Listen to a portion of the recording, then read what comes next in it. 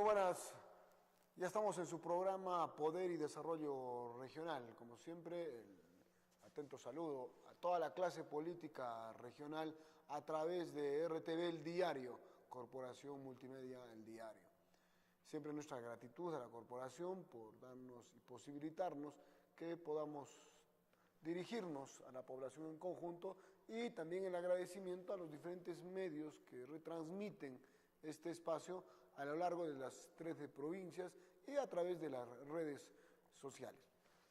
Este programa, básicamente, como objetivo principal, tiene el dirigirse a esta clase política que genera opinión y debate, y también hacia vuestros hogares, poder generar debate sobre los diferentes temas que permanentemente en el tema político, económico, social, estadístico, venimos dando a conocer.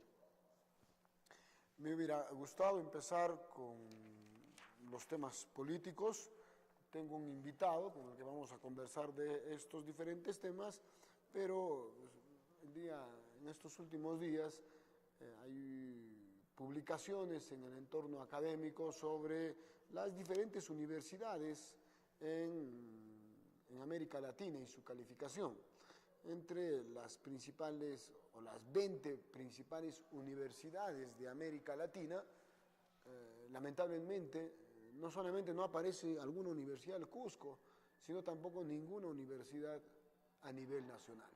Y esto, desde luego, preocupa porque seguramente está relacionado a un tema de situación política, económica, social, que pasa el país permanentemente. No tenemos la capacidad de entender, ¿sí? Y ojo, siempre lo hablamos, siempre lo decimos, que la única forma de solucionar la pobreza, de solucionar los problemas políticos en nuestro país, es seguramente a través de la política, a través de la educación. Hace muchos años, desde cuando uno es niño, o si revisa información sobre la posición y la presentación seguramente y exposición de los planes de gobierno de los diferentes candidatos que a lo largo del año, de los procesos electorales nacionales van ganando, siempre prometen el tema del incrementar el PBI a niveles, por lo menos, de superar a Argentina, Colombia y, ¿por qué no?, igualar incluso a niveles por encima del 7 o 8% como lo que es Chile. Pero simplemente no hay voluntad política para fortalecer la educación y la salud en nuestro país. Y cuando uno, desde luego, revisa estas estadísticas, estas evaluaciones, no solamente nace un sentido de frustración, sino simplemente te agobia la indignación frente a estos, no solamente padres de la patria, el Congreso de la República, sino básicamente el Ejecutivo. A lo largo de los últimos gobiernos, ¿no es cierto?, Toledo, que sí en algo quiso incrementar, se incrementó el sueldo a los docentes, pero no en la dimensión que debió ser. Alan García, que simplemente quiso insertar el tema de las evaluaciones, y Ollantumala, pero en conjunto. O sea, no se trata de darles dulces, se trata de que vayamos a fortalecer la educación en conjunto.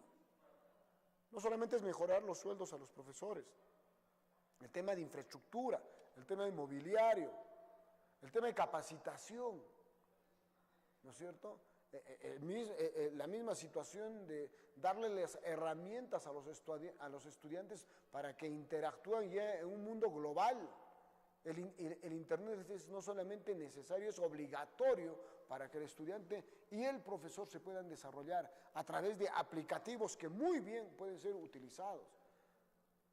Es cierto que en las capitales de departamento hay una facilidad de acceso al Internet, pero a pesar de eso, ojo, comparativamente en niveles de velocidad son lentísimos. Ojo, nuestros programas y nuestros accesos al Internet en conjunto son lentísimos comparados. Por ejemplo, solamente Cusco, si comparamos con Lima, la diferencia es abismal, ¿cierto? Nosotros comparamos pues con nuestra historia de hace 5 o 10 años, cuando comience a insertarse el Internet en la región, y seguramente comparativamente a esos años, seguramente que diremos que sí es más veloz el Internet en estos momentos. Pero el tema no es compararte con tu pasado, es compararte con la historia o con la actualidad de otros países cercanos. La velocidad del Internet seguramente en países desarrollados es, si uno puede exagerar, hasta 100 o 1000 veces más veloz. Estamos exagerando. Yo les pregunto, ¿cuánto demoran en bajar seguramente archivos que decimos son pesados, por eso no bajan? No. Uno cuando hace estudios de maestría, de doctorado fuera del país, los docentes te piden y interactúan en tiempo real el envío de archivos que, según decimos, son pesados. No, señores. Enviar una determinada carga de información no es problema, y particularmente los que tenemos la posibilidad de interactuar con información regularmente pesado, no existe ningún problema. El problema lo tenemos en el Cusco, el problema lo tenemos, estamos hablando del Cusco como están en provincias, Canchis, la Convención. Pregunten a los hermanos de la Convención hasta hace 2 o 5 años. Con las justas podían entrar al Messenger, que incluso ya ha desaparecido. El tema de redes sociales seguramente que es lento. O sea, ¿dónde está la equidad y la igualdad de oportunidades? No solamente en el tema de educación, sino en el tema de salud. Y estos gobiernos simplemente no han tenido voluntad política para que por lo menos como un plan nacional o como políticas de Estado, ¿no es cierto?, desarrollemos la educación. O sea, donde todos nos fijemos sin mirar a la derecha ni a la izquierda, en un solo frente, y todos los partidos políticos, sea quien gane los procesos electorales, ¿sí?, desarrolle la educación en nuestro país, y desde luego la salud, y de ahí podremos hablar de infraestructura, podremos hablar de industria, etc. Veamos el ejemplo de Finlandia, señores. Finlandia, la única forma de desarrollar su país fue, señores, se sentaron y la decisión del país hace más de 15, 20 años fue decir, no, exclusivamente nuestro presupuesto que vaya a fortalecer la educación en nuestro país. Y dejó de ser un país corrupto, dejó de elegir los peores políticos. Ahora los profesores en Finlandia solamente son gente que pertenece al tercio superior. Son gente ejemplo de estudiante, ejemplo de familia, etcétera, etcétera. Pero son aquellos que enseñan a lo que decimos siempre, no son el futuro del país, a los niños. Pero si el futuro del país son quienes les enseñan, profesores mal pagados, mal capacitados, mal educados.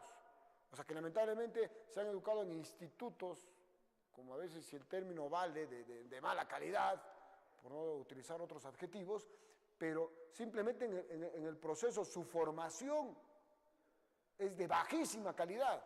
Entonces, estos profesores que tienen un nivel de capacitación y de formación de bajísima calidad, ¿qué nivel de educación le van a dar a nuestros hijos? Por Dios. Entonces, el tema es profundo, señores. El tema es de que nuestras autoridades en conjunto tienen que crear un engranaje. Y desde luego en ese engranaje tenemos que señalar también a esos personajes metidos en los sindicatos que simplemente hacen daño y no quieren ser evaluados, no quieren ser capacitados. Pues acá, desde luego, tiene que haber un equilibrio. En el tema educativo, seguramente, el tema de la evaluación debe ir de la mano con la capacitación. Y también la accesibilidad a herramientas, tanto a un profesor de la ciudad como un profesor de la zona rural, urbana rural, tienen que tener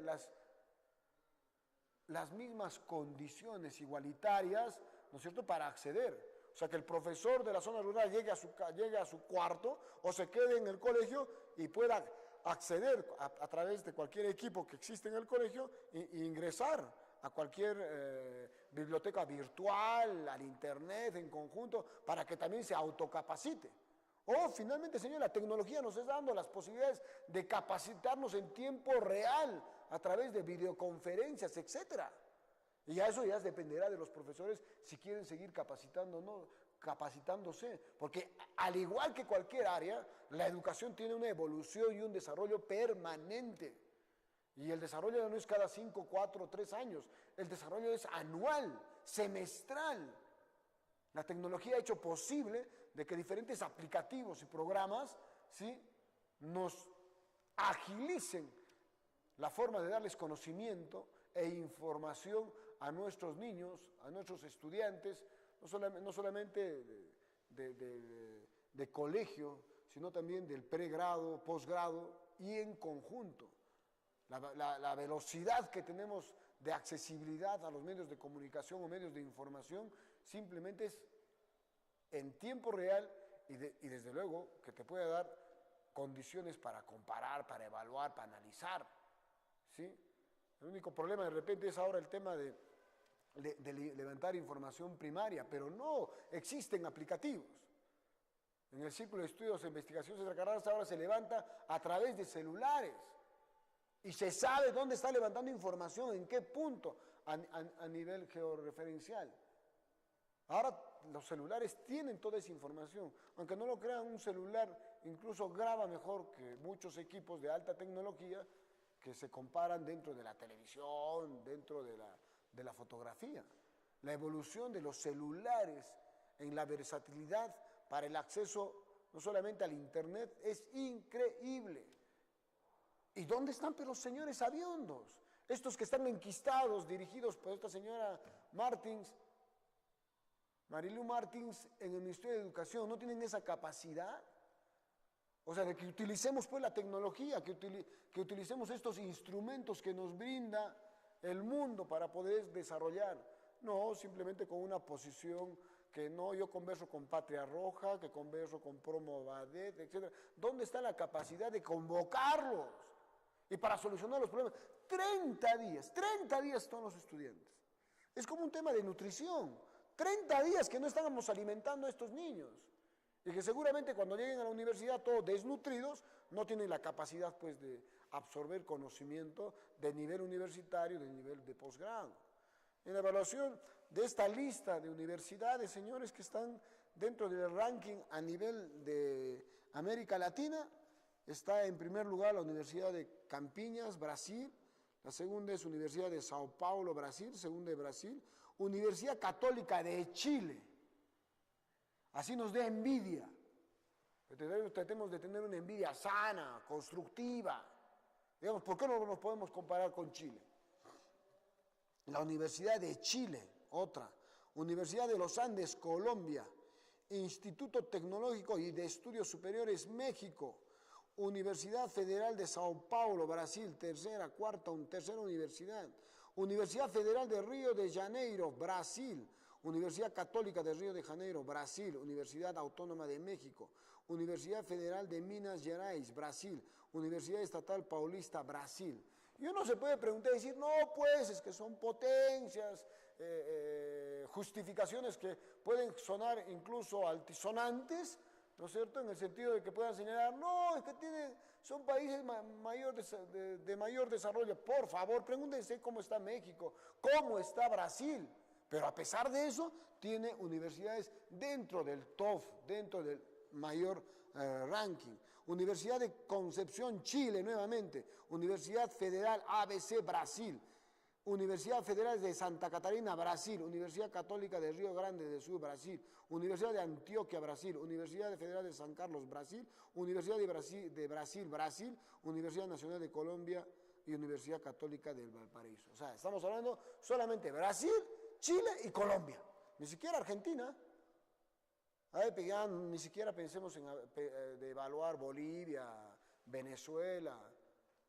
Y desde luego, o sea, lamentablemente las políticas de Estado, el plan nacional simplemente puede señalar algo de que debemos mejorar la educación, pero no existe voluntad política de los diferentes gobiernos en realmente enfrentarnos a solucionar los problemas del sector educación en nuestro país.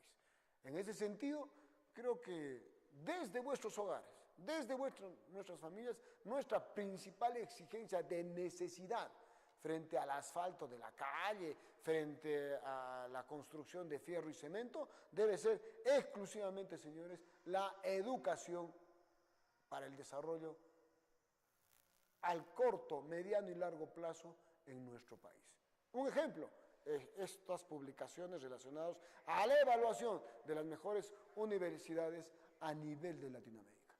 Con esta pequeña introducción vamos a invitar a una brevísima pausa, pues vamos a hablar de política a nivel nacional, regional y local en nuestro programa luego del corte comercial. Una breve pausa y estamos de regreso en Poder y Desarrollo Regional.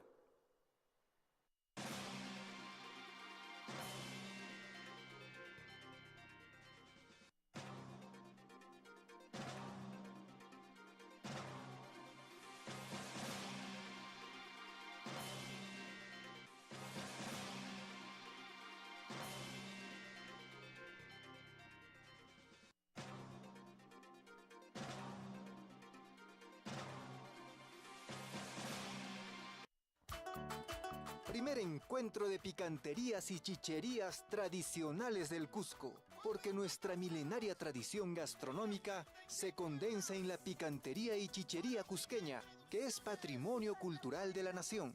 Ven a disfrutar y compartir nuestros deliciosos picantes, la rica chicha de guiñapu y nuestros platos típicos cusqueños en un ambiente familiar donde además podrás disfrutar de la música de Gualberto Apaza, los bohemios del Cusco, conjuntos Sigüina de Accha y muchos más. Encontrarás juegos tradicionales y talleres de preparación de chicha y uchucutas tradicionales. Te esperamos este sábado 22 y domingo 23 de julio a partir de las 10 de la mañana en el Centro Cultural de la Dirección de Cultura de Cusco, ubicado en Avenida Huáscar 107, ex Jardín de la Cerveza. Te invita Dirección Desconcentrada de Cultura de Cusco. No hay desarrollo sin identidad. Institución Educativa Preuniversitaria Bryce te invita a los talleres de reforzamiento escolar y preparación preuniversitaria para primera oportunidad. Contamos con una plana docente de primer nivel, selecta y de vasta experiencia, porque tu éxito es nuestro éxito. Bryce. Te esperamos en Avenida Tupac Amaru, M16B, Urbanización Progreso, carril de subida, altura del Mercado de Tío. Bryce. Contáctanos al 59 6185 63 0021 o al celular 965 38 7992. Institución Educativa Preuniversitaria Bryce. El inicio de los talleres de reforzamiento escolar y preparación preuniversitaria es este 7 de agosto. Bryce, porque tu éxito es nuestro éxito.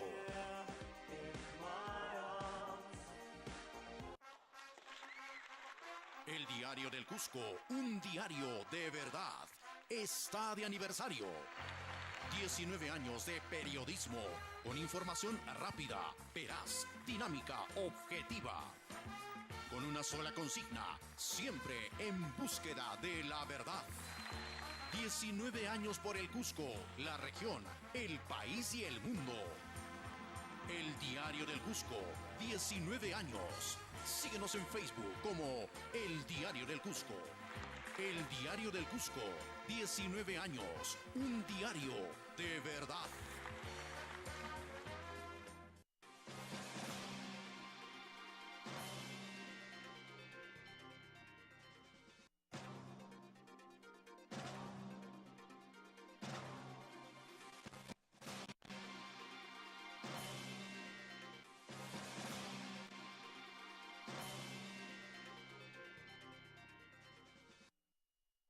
Seguimos en su programa Poder y Desarrollo Regional. Como lo había señalado al principio, estamos con un amigo del programa, un hombre no solamente a quien admiramos por la cátedra en la universidad, por su posición política, por esa transparencia y además ese trabajo de muchos años que creo desde esta opinión personal intachable.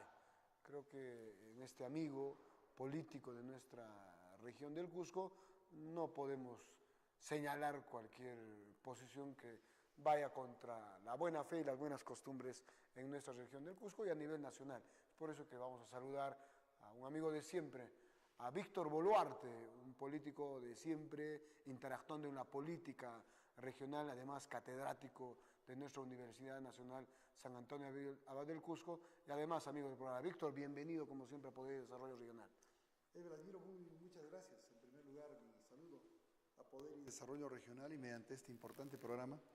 Mi saludo al pueblo del Cusco, muy agradecido por tus quizás inmerecidas palabras, pero es un placer siempre estar contigo para poder comentar y conversar algunos temas de la problemática nacional, regional y local. A tus órdenes. No, Víctor, muchas gracias. Yo creo que siempre uno tiene que tener la capacidad de reconocer el trabajo de las personas. Porque no se trata, dime de qué se trata para oponerme o aquella persona tiene una conducta intachable y simplemente le voy a señalar.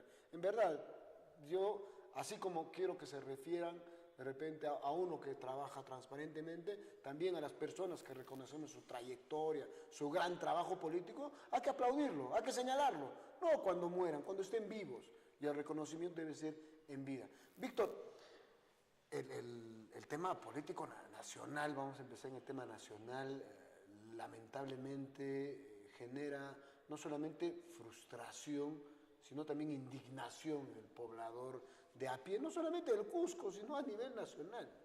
El tema de la gran lucha contra la corrupción en nuestro país, lejos de todo lo que estamos viendo y que lamentablemente pues involucra a expresidentes, exgobernadores regionales, expresidentes regionales. En el momento, el propio gobierno no quiere tener o no demuestra, porque la mujer del César no solamente tiene que serlo, sino parecerlo. No da muestras de que realmente hay una lucha confrontacional con la corrupción. Y lamentablemente frente a esos hechos saltan el recordar de que a través de una offshore, el mismo presidente Pedro Pablo Kuczynski ha recibido montos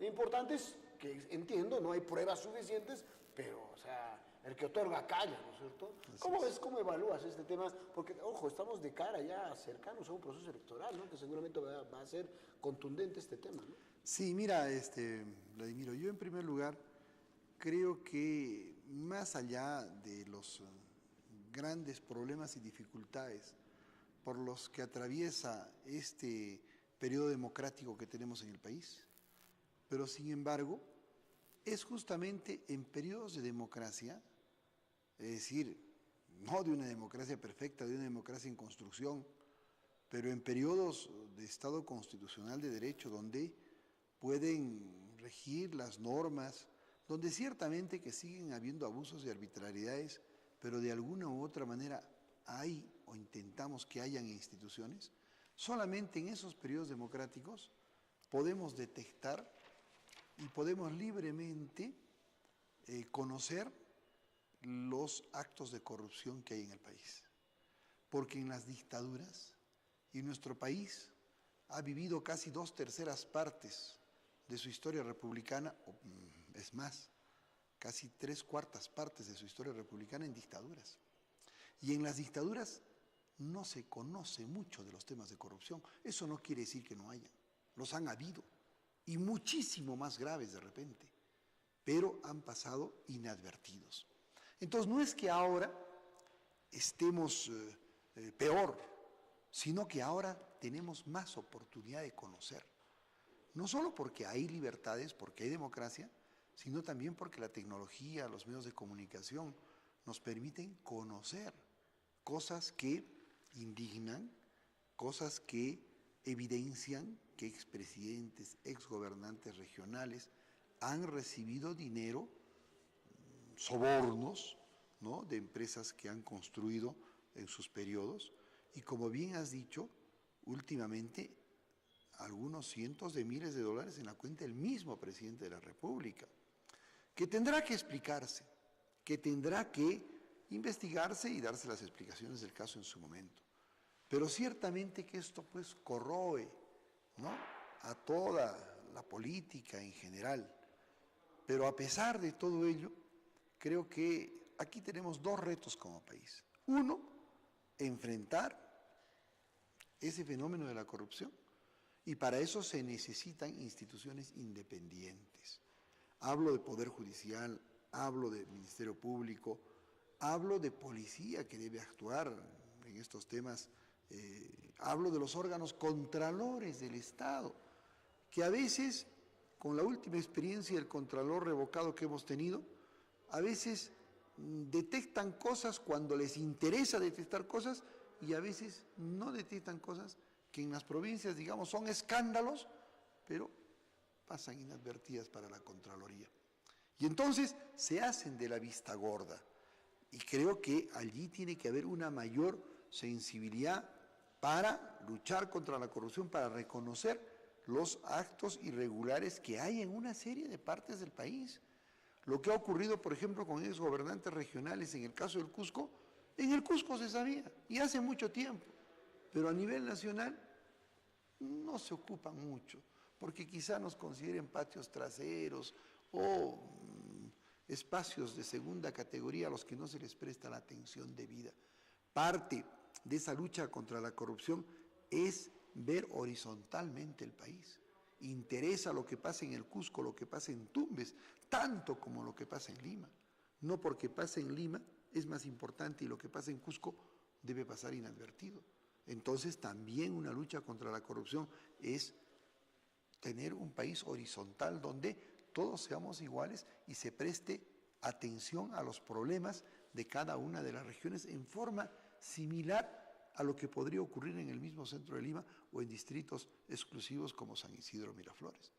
No porque la huelga del SUTEP es en el Cusco, no se le debe prestar atención y cuando llegue a Lima sí se le va a prestar atención. De modo que tiene que haber un trato igualitario como país. Pero además de ese tema de la corrupción está el otro gran tema del crecimiento económico y de la recesión en la que estamos. Porque si nosotros no despegamos económicamente como país, y ahora tenemos un presidente que cree en el mercado, que cree en la inversión, que cree en el desarrollo, que cree en el crecimiento económico, pero lamentablemente por estos temas de corrupción y por los temas del fenómeno del Niño, ¿no? Y algunos otros, el Perú no se recupera económicamente. Hemos tenido antes un presidente extraviado ideológicamente, extraviado en el manejo de la economía, que en realidad quería alentar programas sociales como en Brasil, pero que le tuvieron que enseñar por qué es importante el crecimiento económico de un país, ¿no? Y bueno, más o menos pasó. Ahora sí tenemos un presidente que sabe que es profesor de economía, que es un ilustre economista, ministro de Economía muchas veces, pero no termina de recuperarse económicamente el Perú. Y entonces, eso no solamente le afecta al gobierno, eso nos afecta a todos, eso afecta a la pobreza. Finalmente, o sea, los de a pie somos los que sufrimos las malas o buenas decisiones de nuestras autoridades en conjunto, Víctor. Así es. Hablabas justamente de estos temas, ¿no? Del Poder Judicial, el Ministerio Público, la misma policía. Entonces estamos hablando de institucionalidad y autonomía. Así es. ¿No es cierto? Lamentablemente, mira lo que acaba de pasar. El mismo Pedro Pablo Kuczynski la ha convocado como la SAR, nuestra procuradora va a ver la defensa del tema anticorrupción en nuestro país, pero mira cómo la están sacando. O sea, una salida no solamente torpe, sino sin alguna condición política. Porque esto de inmediato trae también una frustración. El pueblo dice, oye, por fin en qué confiamos. Porque Julia Príncipe con Ampuero han salido y han levantado el dedo acusador. Nos están sacando porque no quieren que pongamos el dedo en la llaga en el tema de Olmos. Entonces, sí, este tema de la institucionalidad y la autonomía, Víctor, definitivamente si no lo respetamos, si no lo hacemos crecer, si no fortalecemos, creo que... En realidad, en el tema de las procuradurías, creo que lo de la autonomía es muy relativa, porque el procurador es abogado del Estado. Y el procurador también es de confianza de quienes manejan el Estado. Y si el procurador se pone en contra de quienes manejan el Estado diciendo que resguarda los intereses del Estado, empieza a haber un conflicto. Quien sí debe tener autonomía para hacer lo que hacen estas procuradoras, quizás con un afán persecutorio, quizás con un afán esclarecedor, es el Ministerio Público. Y a veces el Ministerio Público pues no tiene ese mismo ímpetu. Por eso es que decimos que, por ejemplo, no solamente es autonomía, sino también debe ser un rol realmente proactivo para detectar el delito, para perseguir el delito.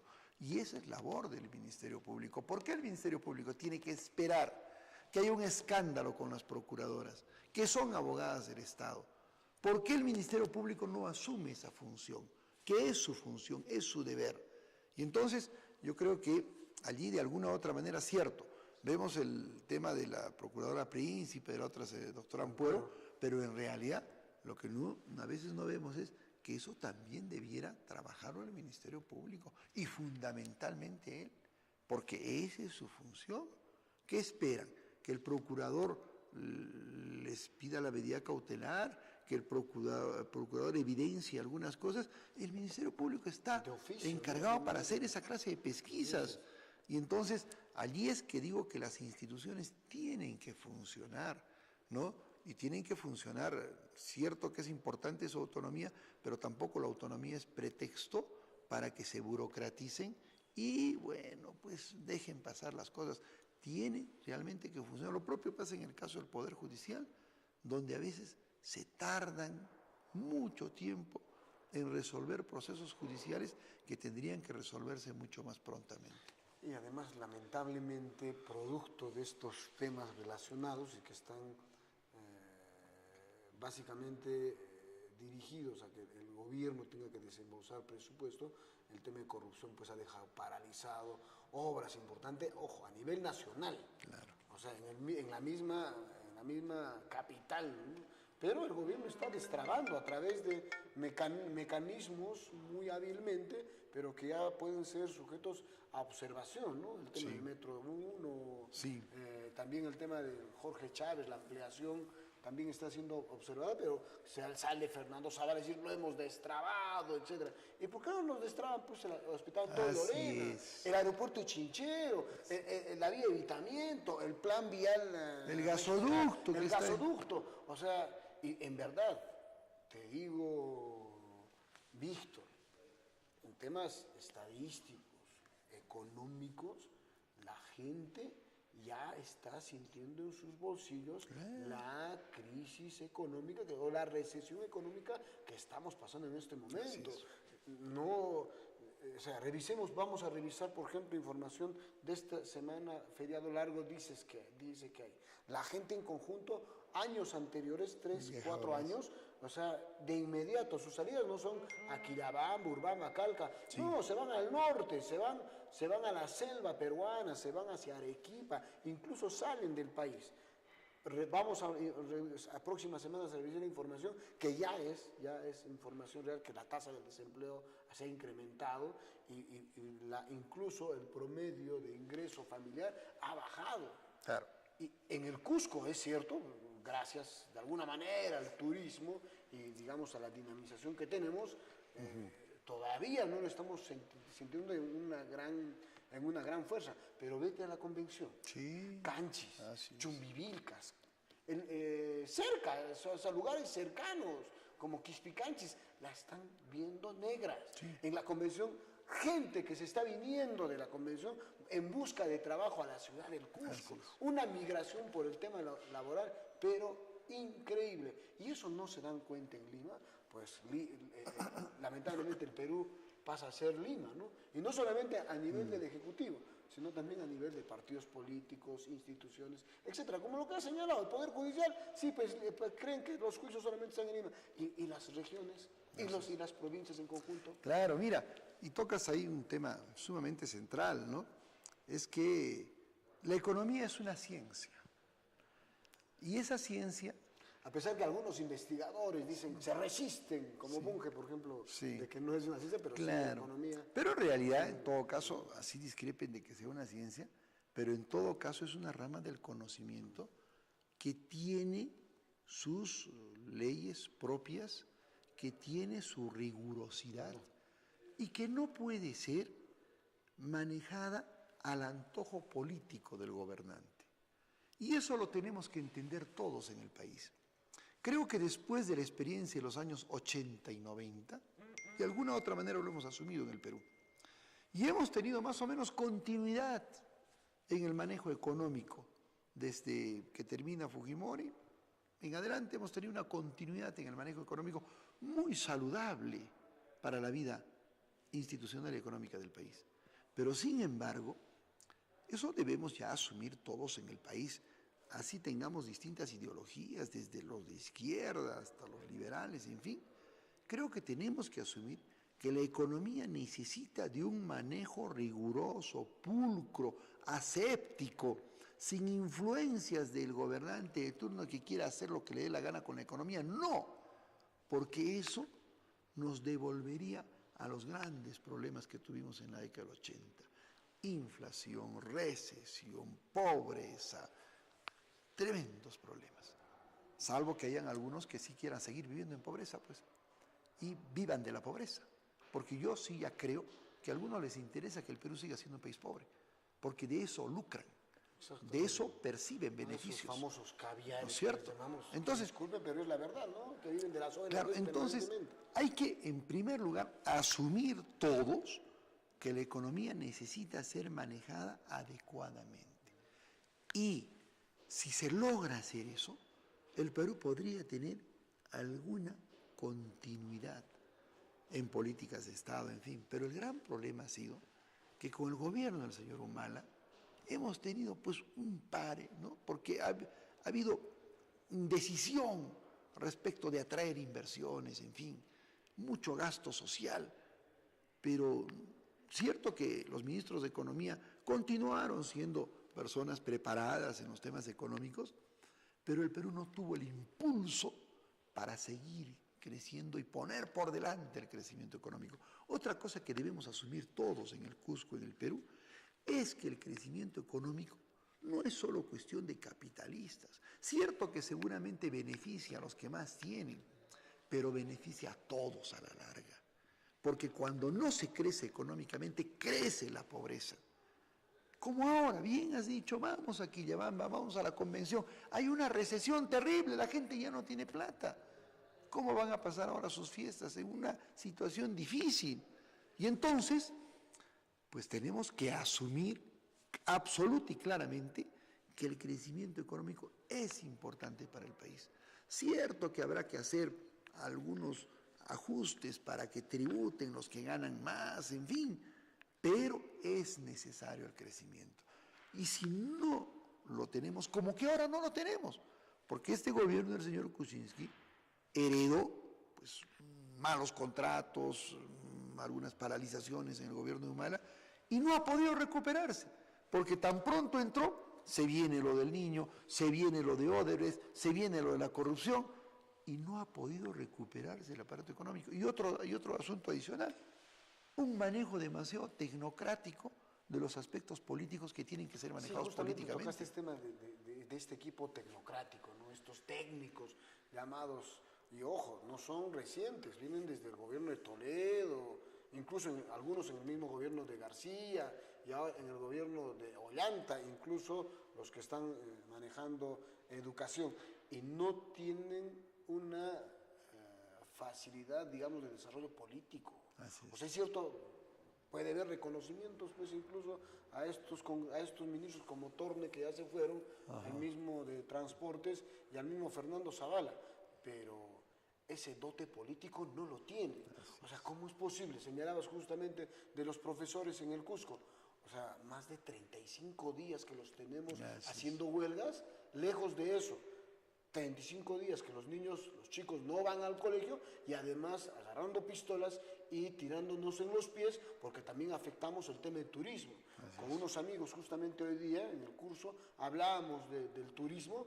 Señores, más del 30 al 40% de paquetes suspendidos de turismo hacia el Cusco. Y nos gusta, no nos gusta reconocer, y te lo digo, en tu profesión de abogado, la que me toca como matemático, estadístico, ojo, vivimos directo o indirectamente el turismo. Esa empresa que a veces me contrata para que haga un estudio de mercado relacionado a su producto, que le vende productos a los turistas. O, ¿por qué no? Pues Uno puede litigar incluso temas de defensa de un turista o del sector turístico, de empresas, ¿no? O sea, directa o indirectamente estamos interconectando, pero los profesores, entiendo, justas demandas seguramente de homologación de sueldos, de mejora de sus sueldos, pero sin embargo está disparando a los zapatos de los otros sectores en nuestra región, lamentablemente, ¿no? Así es, definitivamente, y eso viene justamente de un mal manejo político de estos temas a nivel nacional. Y por eso es que se necesitan políticos. Bien decía Bedoya Reyes, ¿no?, que fue alcalde de Lima, decía, los técnicos se alquilan o se compran, ¿no? Finalmente un técnico se contrata. Está por encima la pero el voluntad político tiene pues la dirección de hacia dónde se quiere llegar y además que tiene de alguna u otra manera la visión de cómo negociar y resolver conflictos. ¿Cómo puede ser, como bien dices, que tanto tiempo se extienda una huelga de maestros y no solamente se extienda, sino que después se esparza por el resto del Perú? En Cajamarca, mira lo de Puno, ahora en Junín están en huelga. Lima. Así es. O sea, ¿qué estamos esperando? Eso es una falta de visión política de lo que va a ocurrir con algunos fenómenos sociales. Los médicos. Y entonces, allí necesariamente se requiere de un manejo político de estos temas. Está muy bien el manejo tecnocrático del Ministerio de Economía, está muy bien, pero pues si no hay una visión política de lo que está pasando, pues simplemente este Perú no va a despegar, no va a salir de estos problemas y no va a volver a crecer económicamente. La idea para todos, y el gobierno lo tenía claro, es que sí crezca económicamente, pero si no tiene elementos políticos que, por ejemplo, negocien con el fujimorismo. El fujimorismo está ahí en el Parlamento y a veces el fujimorismo ni siquiera tiene que censurar a un ministro para que el ministro se caiga por sí solo. Pero eso es una falta de manejo político. El tema de los procuradores no es tema del Congreso de la República. Sin embargo, o sea, una desatinada de algún congreso, de algún ministro, señala que es culpa del Congreso. O sea, ni siquiera una visión o una mirada hacia la visión de su presidente que debe ir encaminado pues a que, ojo, no hagamos problemas. O sea, ¿por qué le estás buscando problemas al Congreso, que es otro poder del Estado, que no tiene que ver absolutamente nada con el Ejecutivo? Que ellos mismos se están tirando, se están agarrando a balazos los pies, ¿no? Así es. Sí, lógicamente que todos esos problemas, Víctor, lamentablemente, trascienden pues hacia las regiones. Señalamos cómo estamos pasando actualmente en el Cusco, o sea, construcción civil, o sea, que es un grupo importante de trabajo en nuestra región, está prácticamente paralizado porque todas las obras. Pero de este tema lo vamos a ampliar luego de una pausa, pues ya nos exigen la pausa en el programa. Luego de la pausa vamos a ver el tema, todas las secuelas que trae este tema nacional ahora a nuestra región. Y que seguramente usted, amigo televidente, radioyente, lo está viviendo día a día. Por eso una brevísima pausa en su programa Poder y Desarrollo Regional y regresamos para la última parte del análisis regional en el Cusco.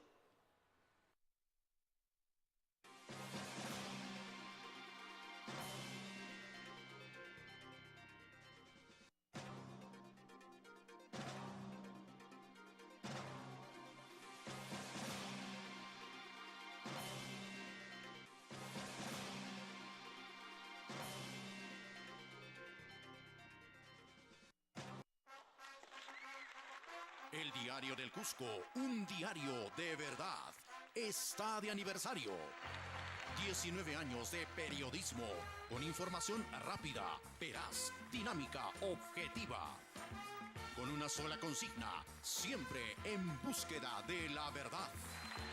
19 años por el Cusco, la región, el país y el mundo. El Diario del Cusco, 19 años. Síguenos en Facebook como El Diario del Cusco. El Diario del Cusco, 19 años. Un diario de verdad. Naturaleza. Perú, país de todas las sangres. Felices fiestas patrias te desea RTV El Diario, siempre con la verdad. Primer encuentro de picanterías y chicherías tradicionales del Cusco, porque nuestra milenaria tradición gastronómica se condensa en la picantería y chichería cusqueña, que es patrimonio cultural de la nación. Ven a disfrutar y compartir nuestros deliciosos picantes, la rica chicha de guiñapu y nuestros platos típicos cusqueños en un ambiente familiar donde además podrás disfrutar de la música de Gualberto Apaza, los Bohemios del Cusco, conjuntos Sigüina de Accha y muchos más. Encontrarás juegos tradicionales y talleres de preparación de chicha y uchucutas tradicionales. Te esperamos este sábado 22 y domingo 23 de julio a partir de las 10 de la mañana en el Centro Cultural de la Dirección de Cultura de Cusco, ubicado en Avenida Huáscar 107, ex Jardín de la Cerveza. Te invita Dirección Desconcentrada de Cultura de Cusco. No hay desarrollo sin identidad.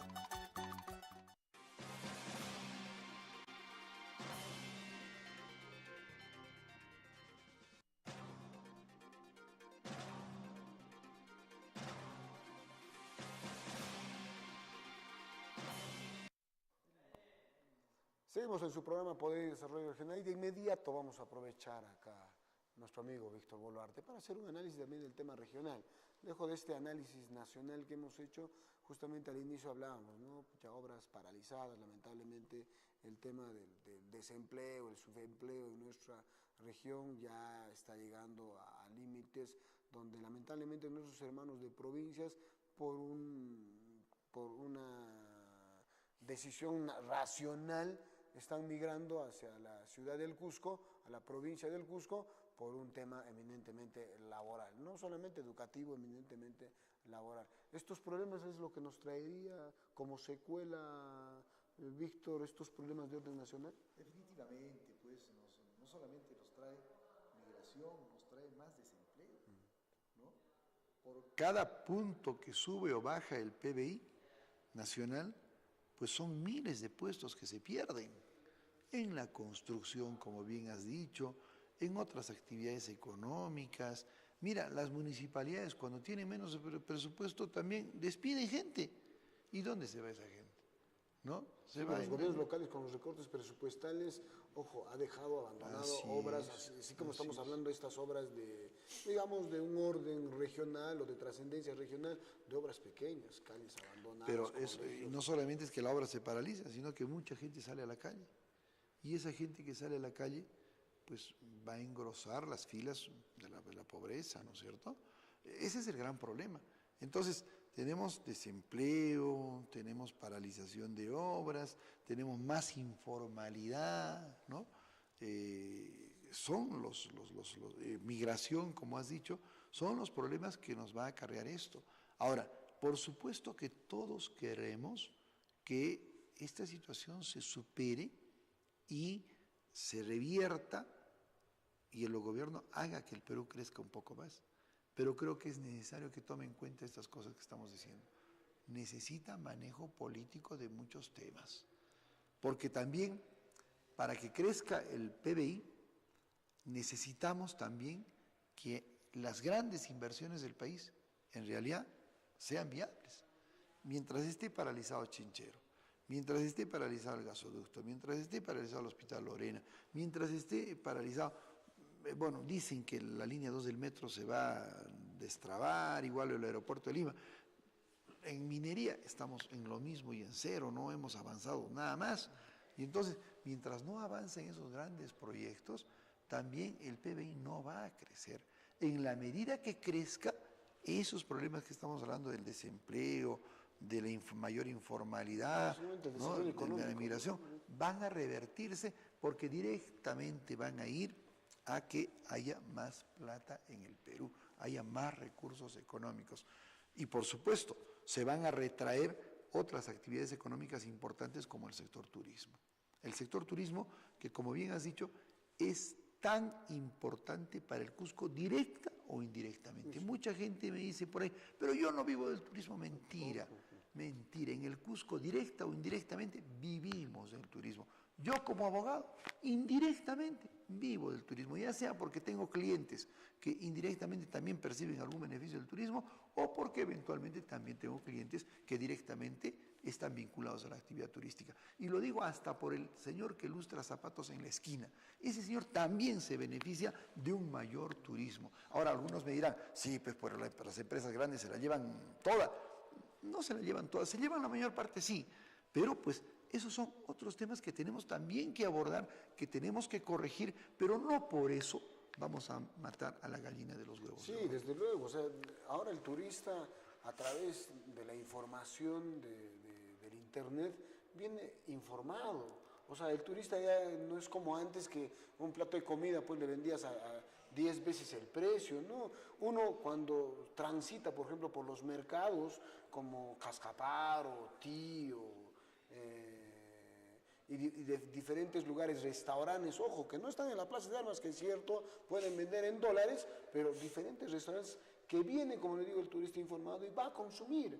O sea, el turista sabe ahora, y porque no todos los turistas que llegan pues, son de altos ingresos o de alto poder adquisitivo. También hay, en todo el mundo hay clase media, clase baja, y esa clase media que recurrentemente viene hacia el Perú, ¿sí? Va y viene con información al Perú. Te dice, señor, ¿por qué me estás vendiendo un plato de comida a casi $10? Yo sé que acá no supera los $3 o $4. Y el poblador también en ese ánimo tiene esa interacción. Vayan, los invito, vayan al mercado de Cascaparo. En las mañanas el sección jugos está completamente abarrotado de turistas.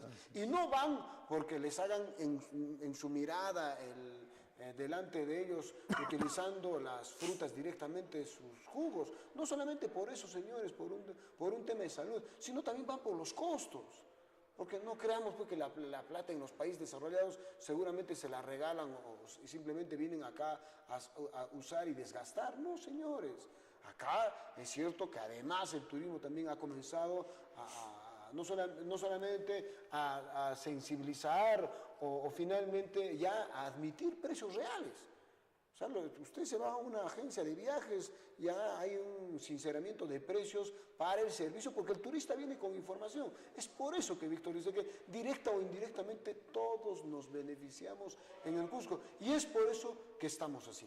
Finalmente, Víctor, tú eres un hombre político, siempre has pertenecido a este grupo, a este sector político, y además te lo digo y te lo voy a decir siempre con mucha admiración. ¿Qué se viene, así en un minuto, qué se viene en estas próximas elecciones? Sé que ha renunciado al APRA, sí, a este partido nacional, pero también sabemos que hay muchas agrupaciones que te han invitado, te vinculan incluso con Papalindo, Luis Flores García, también te vinculan con SUR, este partido que se está haciendo inscripción. ¿Qué de inmediato, qué en el corto plazo, Víctor? Bueno, en realidad es cierto que me han invitado varias organizaciones independientes de carácter regional y en la medida, yo les he dicho a todas, en la medida de que se arme un grupo sólido, en la medida de que haya una coincidencia programática y hasta una visión ideológica que agrupe a un grupo de gente valiosa para poder afrontar los destinos de la región o de la municipalidad, pues iremos adelante. Pero si no se logra consolidar un grupo así, yo no me voy a prestar a una aventura, porque creo que de aventuras estamos bastante saturados los cusqueños. Y por eso digo, si armamos un grupo sólido que le oferte a la población una garantía de tener un mejor gobierno municipal, un mejor gobierno regional, pues iremos adelante. De lo contrario, sinceramente, prefiero yo seguir en mis temas profesionales, académicos. Muchas gracias, Víctor. A ti las gracias, mi querido. Sí, creo que termina, Víctor, con algo que de repente que hemos levantado como frase de la población. Ya es hora que se junte la gente buena. Y ojo, hay gente buena en el Cusco, que les toca, ojo, ya con un tema, yo creo que de defensa hacia el Cusco, y que, ojo, tienen una gran responsabilidad. Hay gente buena en el Cusco y es hora de que se junten para comenzar a tomar las decisiones en nuestra región del Cusco. Hasta el próximo programa en Poder y Desarrollo Regional, y como siempre la gratitud a todos los televidentes a nivel de las 13 provincias y especialmente en la provincia del Cusco. También nuestra gratitud a Víctor Bolarte por habernos acompañado en el programa de hoy día. Hasta el próximo programa. No, papá, muchas gracias. Víctor.